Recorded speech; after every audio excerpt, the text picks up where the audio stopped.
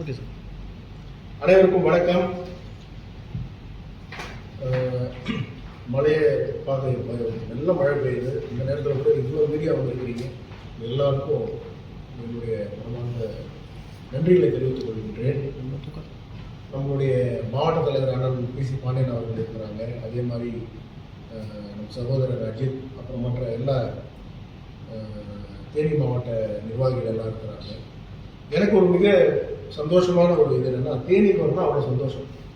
வெறும் 5 பொதுக்கூட்டம், 5 பொதுக்கூட்டத்தில் 4 போக முடியாத சூழ்நிலை. ஆனால் இதுக்கு மட்டும் தேனிக்கு மட்டும் பார்த்தீங்கன்னா அது நம்ம வந்து மிஸ்டேக் பண்ணக்கூடாதுன்ற அளவுக்கு ஒரு எண்மண் எண்மக்கள் யாத்திரை அதுவும் மிக சக்ஸஸ்ஃபுல்லாக நடந்தது. எல்லா இடத்துலையும் நடந்தது, இங்கேயும் மிக சக்ஸஸ்ஃபுல்லாக நடந்தது. இங்கே இருக்கக்கூடிய நிர்வாகிகள் அந்த அளவுக்கு வந்து ஒத்துழைப்பாங்க. அதே மாதிரி வந்து நம்மளுடைய பொதுக்கூட்டம் என்னென்னா பார்த்தீங்கன்னா, எல்லா மாவட்டங்களிலுமே வந்து ஒரு முக்கிய தலைவர்கள் வச்சுக்கிட்டு ஒரு பொதுக்கூட்டம் தேசிய அளவில் இருந்து ஒரு வழிகாட்டு வந்து நம்ம வந்து எல்லா இடத்துலையும் நம்ம பண்ணிட்டு இருக்கோம். அதுபோல் இந்த இடத்துலையும் தேனிலேயே இன்னைக்கு வந்து ஒரு பொதுக்கூட்டத்தில் ஒரு மிக முக்கியமான விஷயங்கள் எல்லாம் நம்ம பேச போகிறோம். தமிழகத்துக்கு தேவையான விஷயங்கள், தமிழக அரசியல் சூழ்நிலை, அதே போல மத்திய அரசாங்கத்தில் பிரதமர் நரேந்திர மோடி அவர்கள் கொண்டு வந்திருக்கக்கூடிய திட்டங்கள், இது எல்லாத்தையும் இன்னைக்கு பொதுக்கூட்டத்தில் நம்ம பேச போகிறோம். ஸோ அதுக்கான ஒரு இதுதான் இப்போ வந்து நீங்களாம் வந்திருக்கீங்க. நீங்கள் தான் கேள்வி இருந்தால் கேளுங்கன்னா நான் பதில் சொல்றேன். ரயில்வே திட்டங்களுக்கு வந்து நிதி வந்து தமிழ்நாட்டுக்கு குறைவாக ஒதுக்கியிருக்காங்க. நீங்கள் எவ்வளோ கேட்டீங்கன்னா எவ்வளோ ஒதுக்கியிருக்காங்க, அது எப்பவுமே நம்ம தமிழ்நாடு பொறுத்த வரைக்கும்னா போகிற போக்கில் நம்ம சைடில் அடிச்சு விட்டுருக்கோம். நம்ம எவ்வளோ கேட்டிருக்கோம், நம்ம எவ்வளோ கொடுத்துருக்குறாங்க, இது நம்ம சொல்லவே வரோம். கடைசி வரைக்கும் சொன்னதே கிடையாது. இது வரைக்குமே தமிழகத்தில் திமுக வந்தப்பத்திலேருந்து நாங்கள் இவ்வளோ கேட்டோம், நாங்கள் ஒரு 10,000 கோடி கேட்டோம், இவங்க வந்து 2,000 கோடி தான் கொடுத்தாங்க, இல்லை 5,000 கோடி தான் கொடுத்தாங்க அப்படின்னு சொன்னதே கிடையாது. நீங்கள் மதுரையிலையும் கோயம்புத்தூர்லையும் பார்த்தீங்கன்னா மெட்ரோ ரயில் திட்டத்தை வந்து திருப்பி அனுப்பியிருக்காங்கன்னு ஒரு செய்தி வந்து பரப்பிக்கிட்டே இருக்காங்க. திமுக நண்பர்கள் எல்லாருமே பரப்பிக்கிட்டே இருக்கிறாங்க. அது எதனால திருப்பி அனுப்பியிருக்கிறாங்க? நீங்க ப்ராப்பரா ஒரு வேல்யூவேஷன் பிளான் கொடுக்கல, நீங்க ஒரு செகண்ட் ஷாட் நீங்க ப்ராப்பரா ப்ரிப்பேர் பண்ணி கொடுக்கல. அதுக்காக தான் வந்து திருப்பி அனுப்பியிருக்காங்களே தவிர நம்ம பக்கம் வச்சுக்கிட்டு நம்ம எப்பவுமே வந்து மத்திய அரசு வந்து குற்றம் சொல்றதை வந்து நம்ம ஏற்றுக்க முடியாது இல்லைன்னா. ஸோ நீங்க சரியா ப்ரொபோசல் கொடுங்க. எதுக்காக இவ்வளவு படிச்ச IAS இருக்கிறாங்க, இவ்வளவு பேர் ஆபீசர்ஸ் இருக்காங்க, நீங்க ஒரு ப்ராப்போசல், ஒரு மெட்ரோ ரயிலுக்கு ப்ரொபோசல் கூட கொடுக்க முடியாத அளவுல தான் இன்னைக்கு தமிழ்நாடு அரசாங்கம் வந்து இங்க செயல்பட்டு இருக்கு. அதான் உண்மை. எப்படி நீங்க மறுப்பீங்க? அதான் போயிட்டு இருக்கு. நீங்க வந்து இந்தியாவிலேயே நீங்க லிஸ்ட் எடுத்தீங்கன்னா மோஸ்ட் கரப்ட் கவர்மெண்ட் அப்படின்னு நீங்க லிஸ்ட் எடுத்தீங்கன்னா அது DMK கவர்மெண்ட் தான் சொல்ல முடியும். அவங்களுக்கு சம்பந்தப்பட்ட அமைச்சர் வந்து நீங்க ஜெயில இருக்கிறாரு. பல பேர் வந்து ஊழல் வழக்குகளை வந்து இப்போ திருப்பி மெட்ராஸ் ஹைகோர்ட் சூமோட்டோவா எடுத்து நடத்திட்டு இருக்கிறாங்க. சுப்ரீம் கோர்ட் வந்து சொல்லியிருக்கிறாங்க வந்து இதை வந்து நீங்க எப்படி நீங்க இந்த கேஸை வந்து எல்லாம் இவங்க மேலெல்லாம் நீங்க அடிக்கிறீங்க, KKSS அமைச்சர் KKSS அவர் மேலேயும் பொன்முடி அவர்கள் மேலேயும் நீங்க திருப்பி வந்து இன்வெஸ்டிகேட் பண்ணுங்கன்னு சொல்றாங்க. ஸோ அந்த அளவுக்கு தான் தமிழ்நாடு அரசாங்கம் செயல்பட்டு இருக்கு. ரொம்ப ஒரு வீக்கான கவர்மெண்ட், ஒரு வீக்கான பாலிசிஸ், சும்மா மேலோட்டமா டிராமா போட்டுக்கிட்டு நம்ம வந்து இப்படியாவது ஏதாவது சொல்லி நம்ம வந்து காலத்தை தள்ளிடலாம். ஏதாவது ஒண்ணுன்னா மத்திய அரசாங்கத்து மேல பழி போட வேண்டியது, இப்படிதான் நம்ம ஓட்டிட்டு இருக்கோம். நம்ம சைட்ல இருந்து ஒரு ப்ரொபோசல் இது வரைக்கும் ப்ராப்பரா போல. ஒரு நீங்க வந்து அவங்க குற்றச்சாட்டு சொல்றாங்க, குஜராத்துக்கு நிறைய நிதி கொடுத்துட்டாங்க, உத்தரப்பிரதேச மீது நிறைய நிதி கொடுத்துட்டாங்க. நீங்க அவங்க கொடுத்துருக்க ப்ரொபோசல் கொடுக்குறாங்க. ஆந்திராவுக்கு 15,000 கோடி கொடுத்துருக்காரு அமராவதியினுடைய கேபிட்டல் உருவாக்குறதுக்கு. நீங்க ஏதாவது ப்ரொபோசல் இது வரைக்கும் கொடுத்துருக்கீங்களா? நீங்க ப்ராப்பரா ஒரு ப்ரொபோசல் போட்டு மத்திய அரசாங்கம் கொடுக்கல அப்படின்னு சொல்லுங்க பார்ப்போம். சொல்ல முடியுமா? நீங்க கேட்காதது கூட பண்ணுவாரு பிரதமர் நரேந்திர மோடி அவர். என்ன நீங்க கேட்காதது கூட டிஃபென்ஸ் காரிடார் அனௌன்ஸ் பண்ணி இருக்கிறாரு. எவ்வளவு திட்டங்கள் தமிழ்நாடுக்கு, எவ்வளவு திட்டங்கள், அவ்வளவு திட்டங்கள் கொடுத்துருக்கோம். தமிழ்நாடுக்கு தான் கொடுத்து இப்பதானே பண்ணாங்க, ஏரோ இந்தியா இப்பதான் பண்ணாங்க உதயநிதி அவர்கள். ஸோ அந்த அளவுக்கு நம்ம சப்போர்ட்டிவா இருக்கணும். கூட பாத்தீங்கன்னா நீங்க நேற்று கூட பார்த்துருக்கலாம், நம்ம வந்து கலைஞர் கருணாநிதி அவர்களுக்கு வந்து நம்ம கமமரேட்டிவ் 100 rupees காயின் வந்து நேற்று கூட ராஜ்நாத் சிங் ஜி அவர்கள் வந்து எங்களுடைய மத்திய டிஃபென்ஸ் மினிஸ்டர் அவர் வந்து ரிலீஸ் பண்ணியிருக்கிறாரு. நம்ம சைட்ல இருந்து கூட ரெப்ரஸன்டேஷன்லாம் போயிருக்கிறாங்க, கட்சி சைட்ல இருந்து கூட போயிருக்கிறாங்க. இல்லை ஒரு எவ்வளவு தமிழ்நாடுக்கு எவ்வளவு முடியுமோ, இன்னும் தமிழர்களுக்கு இன்னும் என்னென்ன வேணுமோ எல்லாமே பண்ணிட்டு இருக்கிறார் பிரதமர் நரேந்திர மோடி அவர்கள். அப்படிதான் நீங்க வந்து இந்த சைட்ல இருந்து சரியில்லை. நித்தி ஆயோக்கு கூட போகலையே முதல்வர் அவர்கள். அதாவது தமிழ்நாடுக்கு நல்லது நடக்கும் அப்படின்னு சொல்லக்கூடிய ஒரு பிளானிங் கமிஷனுக்கு ஆல்டர்னேட்டிவ் பாடி தான் நித்தி ஆயோக். நித்தி ஆயோக்ல கூட உங்களால போய் பார்ட்டிசிபேட் பண்ணி பேச முடியல. ஏன்? நமக்கு பேச தெரியாது. நமக்கு பிரச்சனை என்ன? பேச தெரியாது. அவன் 4 கேள்வி கேட்டா நமக்கு பதில் சொல்ல தெரியாது. ஏன்னா நம்ம ஆபீசர்ஸ் அதுக்கு எக்யூப்டா இல்லை. ஏன்னா ஆபீசர்ஸ்க்கு எல்லாருமே நீங்க வந்து அவங்களுக்கு வந்து ரொம்ப கம்ஃபர்ட் ஜோன் கொடுத்துட்டீங்க. ஆந்திரால திரு சந்திரபாபு நாயுடு அவர்கள் மாதிரி வந்து நீங்க வந்து ஒரு ஸ்ட்ரிக்டான சீஃப் மினிஸ்டரா இருந்தா ஆபீசர்ஸ் எல்லாம் உங்களுக்கு ரெஸ்பெக்ட் கொடுத்து நீங்க கேட்கறதுலாம் பதில் சொல்லுவாங்க. அவங்க இஷ்டத்துக்கு தானே போலீஸ் டிபார்ட்மெண்ட் அது ஒரு தனியா அவங்க இஷ்டத்துக்கு. நீங்க அவர் என்ன கேமரா பிடிச்சிட்டு இருக்காரா, அவர் தப்பா பிடிச்சிருந்தா உங்க மேல குண்டாஸ் போடுவாங்க. அவர் என்ன லெப்ட் ஹேண்ட் ரைட் ஹேண்ட் அவர் மேல பெண்ணு தப்பா பிடிச்சிருந்தா உங்க மேல ஒரு குண்டாஸ், பாக்குறவங்க மேல குண்டாஸ். உலகத்துல எங்கேயாவது நடக்குமாங்க? தேனி மாவட்டத்துல அவர் நண்பர் சவுக்கு சங்கர் மேல ஒரு குண்டாஸ் விட்டுருக்காங்க. உங்களை கேள்வி கேட்டா குண்டாஸ்னா என்ன அர்த்தம், கேள்வி கேட்டா புட்டப் கேஸ்னா என்ன அர்த்தம்? தமிழ்நாடு அப்படி எங்க இருந்து வந்து உங்களுக்கு வந்து டெமோக்ரஸி இருக்கு? ஸோ டிக்டேட்டர் ஸ்டாலின் தான் சொல்ல முடியுமே தவிர, டிக்டேட்டர் ஸ்டாலின் அவர் பேர் வந்து டிக்டேட்டர் ஸ்டாலின் தான் சொல்ல முடியுமே தவிர முதலமைச்சர் ஸ்டாலின் சொல்ல முடியாது. ஏன்னா அந்த அளவுக்கு நடந்துக்கிறாங்க இந்த அரசாங்கம், அந்த அளவுக்கு நடந்துக்கிறாங்க. அதுதானே சொல்றேன், எவ்வளவு கம்மியா ஒதுக்கலாம்னு சொல்லுங்கன்றோம். நம்ம போராட்டம் பண்றது நம்ம தமிழ்நாடுல இருந்து போராட்டங்கள் நம்மளுக்கு தெரியுமே. 10 பேர் உட்காருவாங்க, ஒரு கொடி பிடிச்சிப்பாங்க, போராட்டம் நம்ம சொல்லுவோம். சிபிஐ எங்க கம்யூனிஸ்ட் கட்சி எங்கன்னு இருக்கு? நான் கேரளால தான் வரேன், அங்கதான் ஏதோ 4 கொடியை பார்த்தேன். தமிழ்நாடுல எங்கேயும் நான் பார்க்கல. நீங்க ஏதாவது பாத்தீங்களா கடைசி? ஏதாவது நான் பார்க்கல போராட்டம், நீங்க ஏதாவது பாத்தீங்களான்னு எனக்கு தெரியல. நான் பார்க்கல சார், ஒரு கொடி கூட பார்க்கல. சென்னையில இருந்து கேரளா வரைக்கும் போனேன், கேரளா பார்டர் போகும்போது ஒரே ஒரு கொடியை பார்த்தேன். அவங்க என்ன சார் பிரசன்ஸே இல்லாத ஒரு பார்ட்டி, அவங்க சொல்றதுக்கு நம்ம எடுத்துக்க முடியாது. திமுக செய்யக்கூடிய தவறுகள் தான் நம்ம பேசணும், திமுக செய்யக்கூடிய தவறுகள் தான் நீங்க பேசணும். திமுக இதே போல வந்து நீங்க வந்து இன்னொரு 1 வருஷம் கண்டினியூவே பண்ண முடியாது கவர்மெண்ட். அந்த அளவுக்கு ஒரு டிசாஸ்டர், அந்த அளவுக்கு ஒரு டிசாஸ்டர், அந்த அளவுக்கு ஒரு டிசாஸ்டர் தான் பண்ணுது. நாங்க ஆல்ரெடி ஸ்டார்ட் பண்ணிட்டோம். ஸ்டார்ட் பண்ணீங்க, அதாவது ஒவ்வொரு தொகுதி வாரியாக திருப்பி ஆமா ஒரு பிளான் இருக்கு, அது சொல்லுவாங்க. மாநில தலைவர் திரு அண்ணாமலை அவர்கள் அது வந்து அவர் அந்த லண்டனுக்கு போயிட்டு படிச்சுட்டு வந்த உடனே ஒரு கிளாரிட்டி கொடுப்பாரு, எல்லாரும் நடைமுறைமா இருக்குமாங்க சார்? இல்ல இல்ல அது சொல்லுவார், அவர் சொல்லுவார், அது வந்து சொல்லுவாரு. வந்து அதுக்கான பிளான்லாம் போயிட்டு இருக்கு, அதுக்கான ஒர்க் நடந்துட்டு இருக்கு. அது உறுதியா வந்து நம்ம அதுக்கான அது வந்து அவர் சொன்னாதான் அது கரெக்டா இருக்கும், அதை அவர் சொல்லுவாரு. அது போல வந்து இன்னைக்கு என்னங்க திமுக வெர்சஸ் பிஜேபி தான் கேம். இன்னைக்கு திமுக வெர்சஸ் பிஜேபி தான் கேமே தவிர நீங்க அதிமுக அப்படின்ற ஒரு கட்சியே தமிழகத்தில் இருக்கான்றது தெரியல. ஒரு போராட்டம் அதிமுக எடுத்து சக்சஸ்ஃபுல்லா பண்ணிருக்கிறாங்களா? இன்னைக்கு ஒரே ஒரு இதான் நம்ம அண்ணன் எடப்பாடி பழனிசாமி அவர்களுக்கு அந்த கொங்குபேட்டில் கொஞ்சம் மவுசு இருந்தது, அதுவும் தலைவர் அண்ணாமலை அவர் வந்து கெடுத்துட்டாரு. அதான் பிரச்சனையா இருக்கு. என்னடா பண்றது? அங்கதான் நம்ம வந்து அங்கங்க போனோம். நீங்க பாருங்க சார், கடைசியா நம்ம அண்ணன் எடப்பாடி பழனிசாமி அவர்களை யாராவது ஒரு முக்கிய தலைவர்கள் போய் பார்த்துருக்கிறாங்களா? ஒரு மனு ஒரு ஜாதி சங்கமோ இல்ல வந்து ஒரு மத சம்பந்தப்பட்ட ஒரு ஆட்களோ யாராவது போயிட்டு ஒரு மனு கொடுத்துட்டு இது எங்களுக்கு நிறைவேற்றி கொடுங்கன்னு கேட்கறாங்களா? ஒண்ணு திமுக கேட்கறாங்க, ஏன்னா அவங்க ஆளுங்கட்சியா இருக்கிறாங்க. அதுல எங்களை கேட்கறாங்க, ஏன்னா நாங்க எதிர்கட்சி.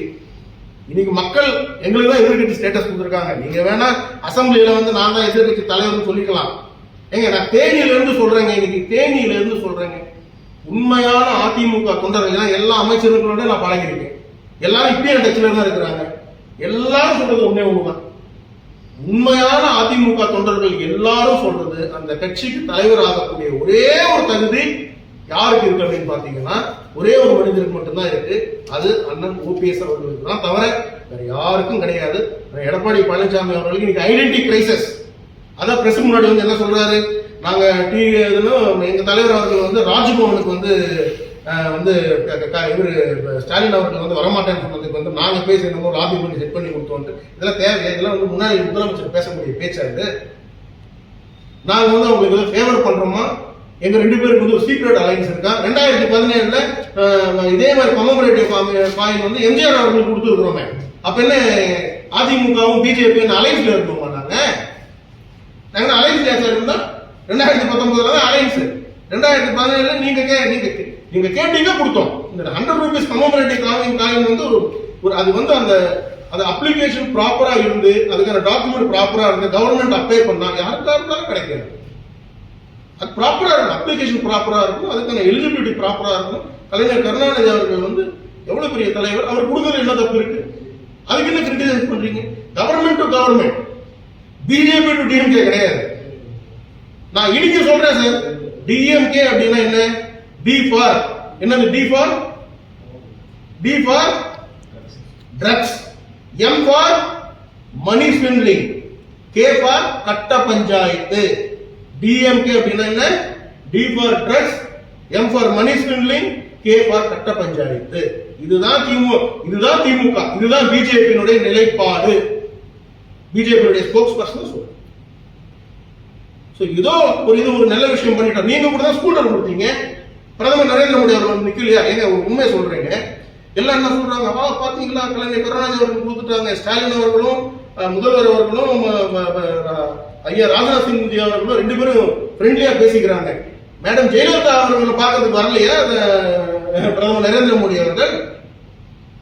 வரலையாங்க? வீட்டுக்கு வந்து சந்திச்சுட்டு போலியா? அவங்க எங்களோட கூட்டணியில் இருந்தாங்களா? சொல்லுங்க. கலைஞர் கருணாநிதி அவர்களுக்கு வந்து உடல்நிலை பாதித்த போது பிரதமர் நரேந்திர அவர்கள் நேரடியா வந்தாங்களா வரலையா? பிரதமர் நரேந்திர மோடி அவர்கள் நேரடியா வந்தாங்களா வரலையா? நேரடியா வந்து அவர்கிட்ட என்ன பேசினாரு கொஞ்சம் ஞாபகப்படுத்தி பாருங்க. ஏன்னா பிரதமர் நரேந்திர மோடி அவர்களை பொறுத்த வரைக்கும் ஒரு அரசியல் கட்சி தலைவரா பார்ப்பாங்க. எங்களுக்கு 2 பேருக்கும் ஒரு பொலிட்டிக்கல் டிஃபரன்ஸ் இருக்கலாம், அது டிஃபரெண்ட். பட் பப்ளிக் லைஃப்னு வந்த அப்புறமா அவர் ஒரு தலைவரா தான் பார்ப்பாங்க. நீங்க ஏன் கூட வந்துருங்க. ஐயா கலைஞர் கருணாநிதி அவர்களுக்கு என்ன சொல்றாரு பிரதமர் நரேந்திர மோடி அவர்கள், நீங்க ஏன் கூட வந்துருங்க டெல்லிக்கு, நான் பாத்துக்கிறேன் உங்களை அப்படின்னு சொல்றாரு. அப்ப நாங்க 2 பேரும் அதுக்கப்புறம் வந்து நடந்த எலெக்ஷன் நாங்க 2 பேரும் கூட்டணி வச்சுக்கிட்டோமா? அரசியல் நிலைப்பாடு வேற, அரசாங்கம் வேற. உங்க மாநில தலைவர் போயிட்டார், அந்த இடத்துல பாத்தீங்களா சிரிச்சு பேசிட்டு இருக்காரு, வணக்கம் சொல்றாரு. ஏங்க ஒரு கல்யாணத்துக்கு போறீங்க, இவரு நம்ம ராஜ்நாத் சிங் அவர்களை சொல்றாங்க, அவர் என்ன அப்படி பாராட்டி பேசுறாரு. இப்ப பத்திரிகை நம்மளோட சொல்றாங்க, அவங்க வந்து நமக்கு ஆகாத ஒரு யாரோ இருக்காங்கன்னு வச்சுக்கீங்களா, அவங்க கல்யாணத்துக்கு உங்க தலைமையில கூப்பிடுறாங்க. இப்ப நான் போறேன்னு வச்சுப்போம், எனக்கு அவங்க ஆகாது, கூப்பிடுறாங்க, இங்க வாங்க, நீங்க தான் உங்க ஊர்ல பெரியவர், நீங்க வந்து கல்யாணம் பண்ணுவீங்கன்றாங்க. அங்க போயிட்டு நீங்க 1 மாசத்துக்கு பிரிஞ்சுடுவீங்க, 1 மாசத்துக்கு டைவர்ஸ் வாங்கிடுவீங்க, உங்க புருஷன் 1 மாசத்துல எங்க ஓடி போயிடுவான். இப்படி சொன்னா நல்லாவா இருக்கும்? கல்யாணத்துல போயிட்டு நமக்கு பிடிக்கலனாலும் நம்ம என்ன சொல்லணும், நல்லா வாழ்வீங்க, 100 ஆண்டு சிறப்பா இருப்பீங்க, எல்லாம் குழந்தை குட்டியோட நல்லா இருப்பீங்க, நல்ல சொத்து, நல்ல ப்ராஸ்பரஸா, நல்ல சந்தோஷமா இருப்பீங்க, இப்படிதான் சொல்லணும். அதுதான் சொல்லியிருக்காரு. அது வந்து ஒரு அரசியல், ஒரு டீசென்சி, ஒரு டிக்னிட்டிங்க. அது சரி, அது எப்படி தெரியும் அண்ணன் எடப்பாடி பழனிசாமி அவர்களுக்கு? அதான் இல்லையே. துரோகத்துக்கு அந்த காலத்துல துரோகத்துக்கு மகாபாரதத்துல ஒரு பேர் உண்டு. அதை எடுத்துட்டு அண்ணன் எடப்பாடி பழனிசாமி அவர்கள் பேர் தான் போடணும். துரோகி அப்படி என்றால் எடப்பாடி பழனிசாமி தான் நம்ம போடணும். யாருக்கு நீங்க உண்மையா இருந்திருக்கிறீங்க? உங்களுக்கு பதவி கொடுத்தவங்களுக்கு உண்மையா இருந்தீங்களா? கிடையாது. உங்க தொண்டர்களுக்கு உண்மையா இருந்தீங்களா? கிடையாது. கூட்டணி வேண்டாம் உடைச்சிட்டு போனது நீங்களா நாங்களா? வேண்டாம் எதுக்கு எடுத்தாலும் அண்ணன் ஜெயக்குமார் அவர் கண்டுடுவாங்க முன்னாடி. ஏன்னா அவர் தான் அந்த நாட்டில வெட்டியா பண்ணிருப்பாரு. வேலையே இல்லாத ஒரு ஆள் யாருன்னு பாத்தீங்கன்னா அதிமுகல மத்தவங்க எல்லாம் ஏதாவது வேலை செஞ்சுட்டு இருப்பாங்க. அவர் எம்எல்ஏ கூட கிடையாது நினைக்கிறாங்க. எம்எல்ஏ தோத்துட்டாருல, அவர் எம்எல்ஏ கூட கிடையாது, சும்மா உட்காந்துருப்பாரு. அவர் தான் அவர் எதுக்கு எடுத்தாலும் வந்துட்டு அண்ணாமலை அவர்கள் திட்ட வேண்டியது, பிரதமர் நரேந்திர மோடி அவர்கள் திட்ட வேண்டியது. மறந்துட்டார் கூட, ஒரு வீடியோ போட்டு காட்டுறேன். பிரதமர் நரேந்திர மோடி அவர்கள் வந்த போது இவரெல்லாம் இப்படி நின்று இருந்தாருன்னு தெரியும். 25 டிகிரில பெண்ட் ஆகிட்டு இருந்தார், 60 கூட கிடையாது, 25 டிகிரிஸ். அதுக்கு மேல சாஸ்திராங்க தான் விடுவான். இதுதான் அதிமுக, இப்படிதான் இருந்தது. நீங்க வந்து என்னதான் வந்து நீங்க வந்து எங்களை வந்து நீங்க கிரிட்டிசைஸ் பண்ணிக்கிட்டு தலைவர் அண்ணாமலை அவர்களை கிரிட்டிசைஸ் பண்ணி இன்னைக்கு நான் சொல்றேன் சார், 2026 தேதியில சொல்றேன், மாற்றத்தை உருவாக்க பாருங்க. 2026 தமிழகத்துல பிஜேபி ஆட்சி அமைக்கும். தீய சக்தியான திமுகவை எதிர்த்து பிஜேபி ஆட்சி அமைக்கும். இதுதான் உண்மை. அதனுடைய முதல்வர் வேட்பாளர் மிக திறமையானவர்களா இருப்பாங்க, இளைஞரா இருப்பாங்க. இதெல்லாம் நல்லது நடக்கும். இதுதான் எதிர்பார்க்கறீங்க தமிழக மக்கள். அவர்கள் வீட்டு முன்னாடி கேட்ல எவ்வளவு நேரம் நீங்க பேசினா நல்லா இருக்கும் சொல்லுங்க. எல்லாம் தெரியும், இருந்தாலும் பேசாமையா இருக்கிறோம். அரசியல் ஒரு நாகரிகம் ரொம்ப இம்பார்ட்டன்ட். நீங்க அந்த நாகரிகத்தை தாண்டி வந்தீங்கன்னா நாங்க எப்படி நீங்க ஆட்சியை காப்பாத்துறீங்க எல்லாம் நாங்க பேசணுமா? இதுல நல்லா இருக்கு. அதெல்லாம் வந்து ஒரு எடப்பாடி பழனிசாமி அவர்களை பொறுத்த வரைக்கும் ஐடென்டி கிரைசிஸ் அவருக்கு. இன்னைக்கு தலைவர் அண்ணாமலை அவர்களை பத்தி பேசலைன்னா அவருக்கு அங்கீகாரம் கிடையாது. இன்னைக்கு கொங்கு பெல்ட்ல முடிஞ்சு போச்சுங்க. அவர் இனி யாரும் அவர் மதிக்கிறது கிடையாது, எந்த நிகழ்ச்சிக்கும் அவர் கூப்பிடுறது கிடையாது. அந்த சமுதாய மக்கள் அவர் வந்து ஒரு இதுவா கூட பார்க்கறது கிடையாது. நீங்க சொல்லுங்க, அண்ணன் எடப்பாடி பழனிசாமி கலந்து கொண்ட கொங்கு பெல்ட்ல கலந்து கொண்ட ஒரு நிகழ்ச்சி காட்டுங்க 2 வருஷத்துல, ஒரு நிகழ்ச்சி, கட்சி நிகழ்ச்சி இல்லாம. அங்க இருக்கக்கூடிய முக்கியஸ்தர்கள் கூட கோயம்புத்தூர், அந்த ஈரோடு, சேலத்தில் இருக்கிற முக்கியஸ்தர்கள் கூட அவங்களுக்கு சம்பந்தப்பட்ட ஒரு மிகப்பெரிய நிகழ்ச்சி நடத்தும் போது அங்க தலைவர் அண்ணாமலை அவர்களை கூப்பிடுறாங்க, அன்புமணி அவர்களை கூப்பிடுறாங்க, வந்து சீமானந்தன் எல்லாம் கூப்பிடுறாங்களே தவிர இபிஎஸ் யாரும் வரல, காணுங்க. உங்களுக்கு ஐடென்டிட்டி கிரைசிஸ் சார். இன்னைக்கு நீங்க ஃபர்ஸ்ட் போயிட்டு உங்க கட்சியை நீங்க இது பண்ணிப்பீங்க. நான் திருப்பி சொல்றேன், அதிமுகவின் உண்மை தொண்டர்கள் எல்லாம் நம்மளோட பேசிட்டு தான் இருக்கிறாங்க. எங்க போட போறோம், எல்லாம் நண்பர்களா தான் இருந்தோம், எல்லாம் பேசிட்டு இருக்கிறாங்க. முக்கிய தலைவர் எல்லாருமே இவரோட பேசிட்டு இருக்காங்க. எல்லாரும் சொல்றது இவருடைய தலைமை எங்களுக்கு ஆகாது சார், எங்களுக்கு தேவை அண்ணன் ஓபிஎஸ் அவர்கள், அவரோட தலைமை. ஏன்னா அவரெல்லாம் அம்மையார் ஜெயலலிதா அவர்கள் நம்பினாங்க. யார் முதல்வர் ஆக்கினாங்க? இபிஎஸ் அவர்கள் முதல்வர் ஆக்கினாங்களா? யார் முதல்வர் ஆக்கினாங்க? ஓபிஎஸ் அவர்கள் தான் முதல்வர் ஆக்கிட்டு போனாங்க. அவங்களுக்கு ஒரு கடினமான ஒரு சூழ்நிலை வரும் பொழுது, ஒரு இக்கட்டான சூழ்நிலை வரும் பொழுது உங்களை நம்பலையே, நீங்க தானே இருந்தீங்க. அப்ப நீங்க என்ன பண்ணிட்டு இருந்தீங்க? லாஸ்ட் ரோல் அங்கதான் இருந்தார் அண்ணன் எடப்பாடி பழனிசாமி அவர்கள். நீங்க இன்னைக்கு வந்து என்ன பேசிட்டு இருக்கிறீங்க? அதனால நாங்க தெளிவா இருக்கிறோம். 2026 தேவையான எல்லா வேலைகளையும் ஆரம்பிச்சிட்டோம். பிஜேபி தலைமையில மிக அருமையான பிரம்மாண்டமான ஒரு கூட்டணி அமைப்போம். தீய சக்தியான திமுகவை வீட்டுக்கு அனுப்பிட்டு பிஜேபி தலைமையில ஆட்சி அமைப்போம் என்பதுதான் உறுதியா சொல்றோம்.